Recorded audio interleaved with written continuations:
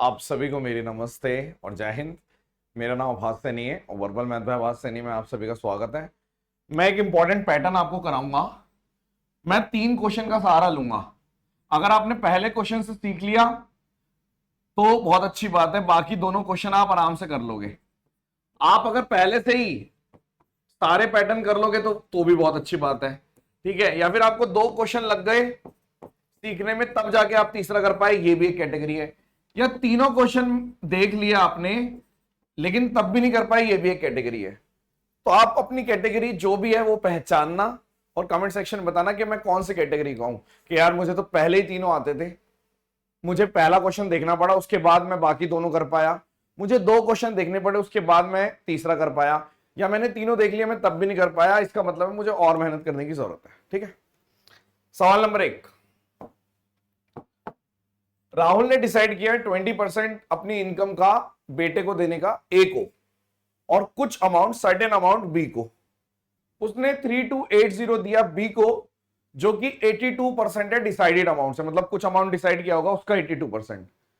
And 2720 कम भी है, यानी ये अमाउंट इतना कम है जितना ए को दिया गया। यानी ए को कितना दिया गया, एक तरीके से 3780 और 2720, यानी कि 6000 रुपए हो गए। तो सीधा सीधा 6000 रुपए दिए गए ए को, यानी कि आप ये भी कह सकते हो कि 20% की वैल्यू 6000 रुपए। यानी अगर 100% की इनकम पूछी जाती तो बहुत आसान था, 30,000 हो जाती इनकम, बट ऐसा नहीं हुआ। इनकम 30,000 है। अब उसने बोला कि अगर what percent of his total income did Rahul decided, तो बी को इनकम में से कितने प्रतिशत देने का डिसाइड किया। दिए कितने हैं, 3280, जो कि है कितना, ये है आपका 82%। यानी अगर 1% निकालोगे तो काट दो इसको 4 से 40, यानी कि अगर 100% निकालोगे तो 4000 रुपए डिसाइड हुए थे। दिए इतने थे लेकिन डिसाइड कितने हुए, इतने। देखो लैंग्वेज में फंसाने वाला सवाल है।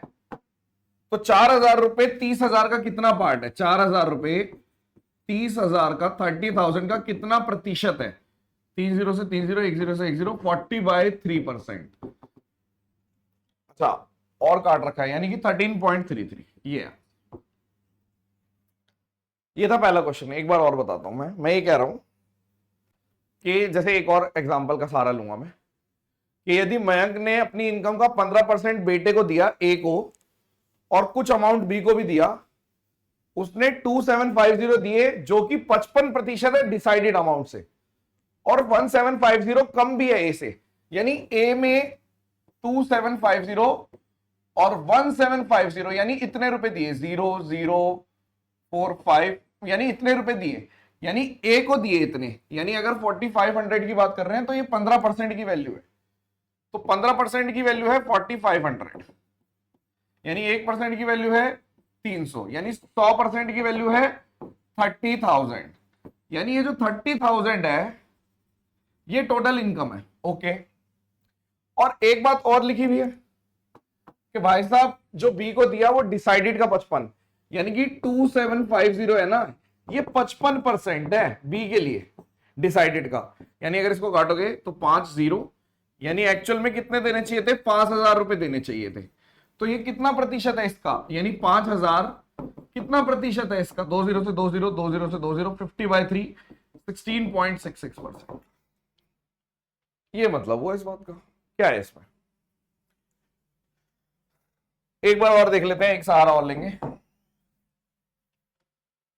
मयंक ने 25% अपनी इनकम का ए को दिया और कुछ अमाउंट बी को दिया। ए को 2208 दिया, नहीं, बी को 2208 दिया जो कि 92% है डिसाइडेड अमाउंट का, और 1542 लेस है, यानी कि 2208 और 1542, यानी ये ए को मिला। ए को कितना मिला, एक तरीके से 0, 5 और यहां पे 7, 3, यानी 3750। आप कह रहे हो ये 25% की वैल्यू है, यानी 25% की वैल्यू है 3750। तो 100% के लिए 4 से मल्टीप्लाई कर दो, यानी इसको 4 से करेंगे, 4 से मल्टीप्लाई, 0, 4 पंजे 20, 2 7 चौक 28, 0, 3 4 3 12 15, फिर से 15,000, ठीक है, यानी इनकम इसकी फिर से 15,000 है, इनकम 15,000 है। और अगर मैं बी की बात कर रहा हूं, बी के लिए इसने बोल रखा है कि जो पैसे दिए ना 2208, ये 92% है, यानी 1% कैसे निकालोगे, 92 टूजा और लास्ट में 8 है तो 4, यानी 1% की वैल्यू 24 है, तो 100% की वैल्यू 2400 रुपए, यानी बी को 2400 रुपए दिए, तो 2400 15,000 का कितना प्रतिशत है, 20 से 20, 10 से 10, 240 डिवाइडेड बाय 15, 15 कम 15 और 15 16%। आप कमेंट सेक्शन में बताइए कि आप किस कैटेगरी में थे, कि आपको पहले से तीनों आते थे, एक क्वेश्चन सीखना पड़ा फिर बाकी दोनों किए। अपने आप से झूठ नहीं बोलना, अगर आप अपने आप से झूठ बोलोगे तो इंप्रूवमेंट नहीं आएगी। आप सिर्फ ढोंग कर रहे हो कि आप पढ़ रहे हो और मैं बहुत ज्यादा सीरियस हूं, मैं तो पूरे दिन पढ़ रहा हूं तब भी मेरा सिलेक्शन नहीं हुआ, ये सब बातें आपके माइंड में आएगी, तो ये एक गलत तरीका है। अपने आप से सच बोलना सीखोगे, जिस दिन आपने सच बोलना सीख लिया, अपनी कमियों को एक्सेप्ट करना सीख लिया, तभी उस कमी को दूर किया जाता है। मान लो आप एक्सेप्ट ही नहीं कर रहे, आपको लग रहा है मैं तो सब कुछ बढ़िया कर रहा हूं, तो वो गड़बड़ है। चलिए, thank you so much, session dismissed, bye bye.